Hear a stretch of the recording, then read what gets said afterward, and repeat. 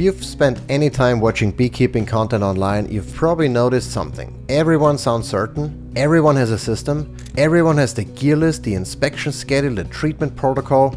And here's the thing. Bees have been doing this for about 100 million years without any of us. They figured out hexagons way before geometry was a word. They were pollinating flowers when our ancestors were still figuring out how to walk upright. So today I want to share with you some things I've learned about keeping bees, the kind of stuff that doesn't always make it into the beginner's guides. Some of it is going to push back on common advice, some of it might save you a lot of money and a lot of dead colonies, and some of it is just stuff I wish somebody had told me when I was starting out. So let's get into it. Secret number 1, the bees know what they're doing. This one's first because everything else builds on it. When you're new, the instinct is to open the hive constantly. Check on them, see what's happening, make sure they're okay. And I get it, you've got skin in the game, you want to know things are going well. But every time you crack that hive open, you're tearing apart something they've spent days building. You're chilling the brood, you're letting out heat and humidity they've worked to regulate. You're putting the queen at risk every single time. Bees were beekeeping themselves long before we showed up with our wooden boxes. They've built comb where they need it, they raise brood in their own schedule, they manage their stores, they deal with pests. Your job isn't to manage them. Your job is to give them a good home and pay attention from the outside. Watch the entrance. Are the bees flying in with pollen? That tells you that there is brood being fed. Is the colony active on warm days? Are they bringing back nectar? You can learn a tremendous amount without ever opening the lid. Inspect when you have a real reason, like adding space, checking after a swarm, harvesting honey, looking into a real problem, not because the calendar says it's Tuesday. Secret number 2, smoke isn't a weapon, it's a conversation. Most people use smoke wrong. They blast the entrance, they pump it into the hive like they're fumigating the place, and then they're surprised when bees are agitated. Here is what smoke actually does. When bees sense a fire, and to them smoke means fire, their instinct is to gorge on honey. They're getting ready to evacuate and start over somewhere else. A bee full of honey is calm. She's also physically less able to curl your abdomen to sting you. Smoke also masks alarm pheromones, so when one bee does get upset, the rest of the colony doesn't get this message and pile on. So a couple of cool, gentle puffs at the entrance. Wait a minute, let them respond. A puff under the lid before you open it, that's it. You're not driving them out, you're telling them, something's happening, get yourself squared away. Cool white smoke from punky wood or burlap or pine needles, not hot harsh smoke. You're not trying to suffocate anybody. The smoker I use is from Manlake, and one thing I'll say, get a good one. A smoker that goes out halfway through its job is a recipe for aggravating afternoons, or if stuff keeps falling off or the bellow doesn't work anymore, it's a disaster. I've had cheap smokers before, never again. Get one that's stainless steel, has good bellows and has a heat shield so you can actually hold it. Secret number 3, bee math will change how you look at honey. I want you to sit with these numbers for a second. A single worker bee in her entire life will produce about 1/12 of a teaspoon of honey. Not a tablespoon, a 1/12 of a teaspoon. To make 1 pound of honey, the colony has to visit roughly 2 million flowers and fly the equivalent of 2 trips around Earth to fill a single 1 pound jar. When you really understand that, when those numbers settle in, it changes how you think about every spoonful. It changes what you're willing to take from the hive. It changes how you feel when you see somebody at the grocery store buying that suspiciously cheap honey-flavored corn syrup. And it changes how seriously you take feeding the bees back when they need it. These animals aren't optional. They're pollinating roughly 1/3 of everything we eat. And in honey, real honey, is one of the most expensive substances in the world to produce when you actually count the labor. We just don't pay the bees. Secret number 4, why I don't medicate. This one's controversial in some circles, so let me explain my thinking rather than just stating a position. The standard advice is to treat for mites on a schedule. Treat in spring, treat after harvest, treat before winter. And look, if you're running a commercial operation, I understand the calculations. But for somebody keeping bees on a homestead, treating bees year after year does something I'm not comfortable with. It props up weak genetics. Every colony that survives without treatment is a colony with traits worth keeping. Grooming behavior, hygienic behavior, mite biting, brood breaks. The bees that can deal with their own pests pass those genes on. The bees that can't, don't. That's how it's supposed to work. When you medicate, you're keeping colonies alive that probably shouldn't be making more bees. And then those bees swarm or get split, and now their genetics are out there in the local population and the whole gene pool gets a little weaker. I'd rather lose colonies and replace them with survivors than propping up bees that can't make it on their own. That's a personal philosophy. It's the same philosophy we apply to everything on this homestead. Strong genetics make strong animals, and strong animals make for a sustainable operation. You don't medicate your way to resilience. Secret number 5. Swarming is not a problem to prevent. If you read most beginners' books, swarming is framed as a failure, something to head off, something to manage out of existence. Swarming is how bees reproduce as a colony. It's not a bug, it's a feature. A colony that's healthy, well-fed and well-led will eventually want to split itself. That's the whole point. One colony becomes 2. That's how the species moves forward.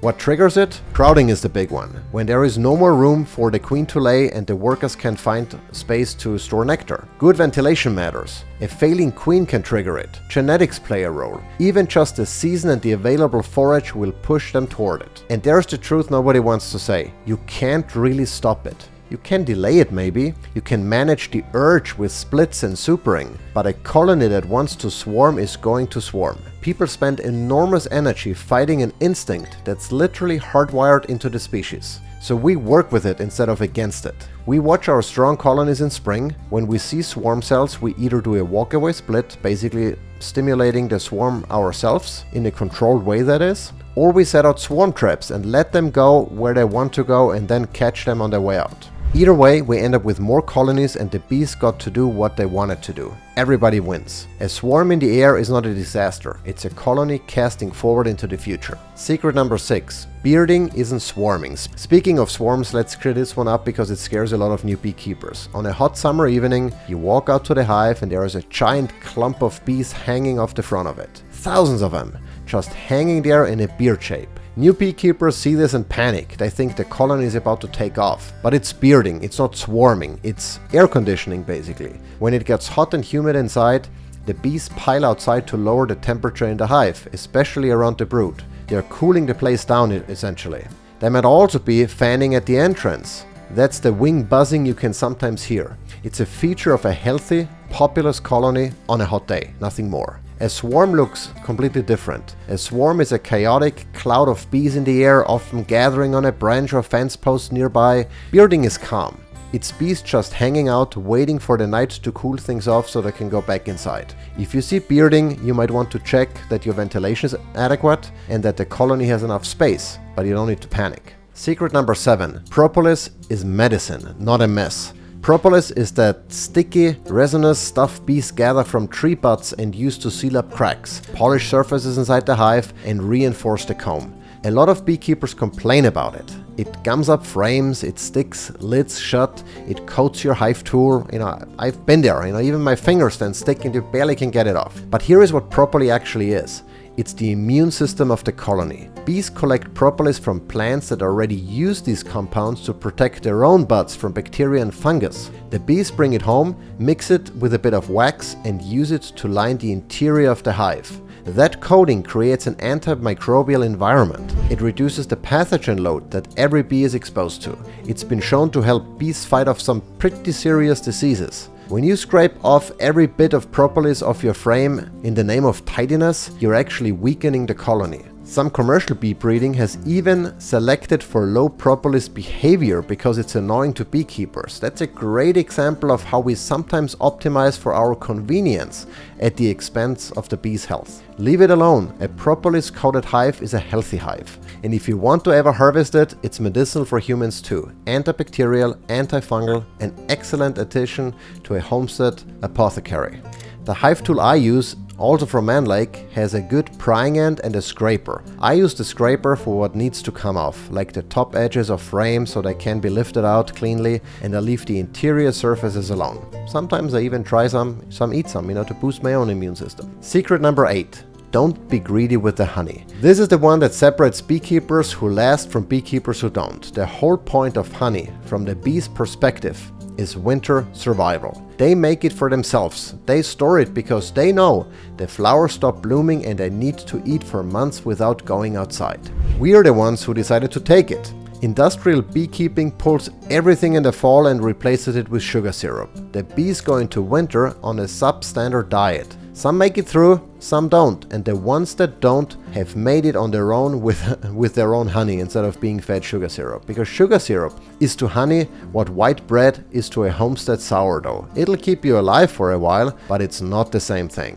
What we do on this homestead, and I think this is the right way for any small-scale ethical operation, is we leave the honey on through winter. We don't harvest in fall. We come back in spring, see what they didn't need, and harvest the surplus then. What didn't get used is genuine surplus. We're not gambling with the winter. It also tells you something about the colony. A hive that comes through winter with a lot of honey left over is a strong colony with good genetics. That's information. That's the kind of bee you want to be working with. Secret number 9. If you feed right. Sometimes you have to feed bees. A new package starting out has no stores. A colony that came through a hard winter on fumes needs help to ramp up. A dearth in midsummer can leave them short. The default in the industry is sugar syrup, white sugar dissolved in water. And look, it'll keep bees alive, but it's not their food. It's missing the trace minerals, the pollen residues, the wild enzymes, the floral compounds that honey contains. Bees fed exclusively on sugar syrup are measurably less healthy than bees fed honey.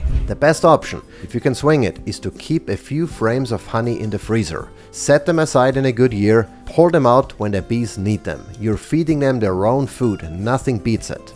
Second best, and that's what we've been doing lately, is to feed them honey mixed with water. Mix real honey from your own hives ideally, never from unknown sources because of disease risk, with clean water to a syrup consistency. It's typically a 1-to-1 ratio in weight, and the bees get something close to what they'll actually eat. If you're brand new and you don't have any honey saved yet, I understand the practical reality. Organic sugar dissolved in clean water is your next best option, or there are decent commercial bee feeds that include some additional nutrients that I would use then in that case. Just know that it's a temporary bridge, not a long-term plan. As soon as you can move to honey feeding, do it, and always keep a couple of frames in the freezer. Secret number 10.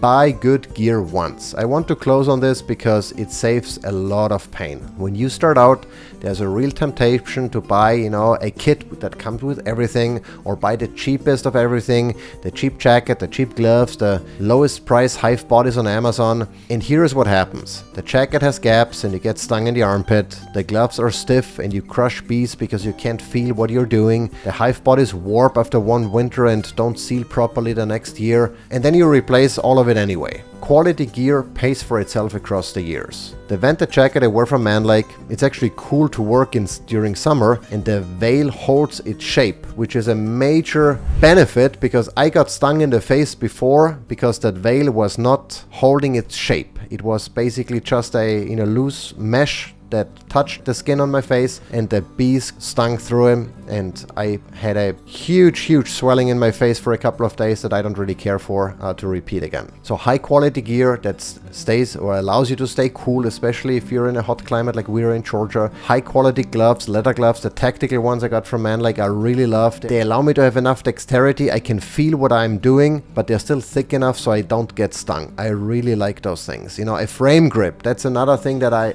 absolutely underestimated. I never bothered to have one, and then whenever you have to pull out a frame with the gloves on, and you know how difficult it is because it's super tight and stuff, with a frame grip it's so much easier, and there is a good chance you're gonna crush fewer bees because the frame slips out of your fingers, etc. So a good brush, a good smoker, etc. Those are really high quality things that ideally you buy once and use for a very long time. So I highly encourage you to buy high quality gear.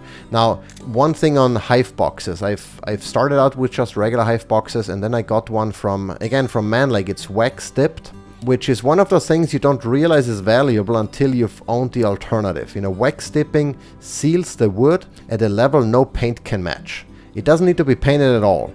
It'll weather to a nice gray over the years and just keep going. And then the tongue and groove construction at the corners, which is a real upgrade over the cheaper finger jointed boxes that warp and pull apart after a few seasons.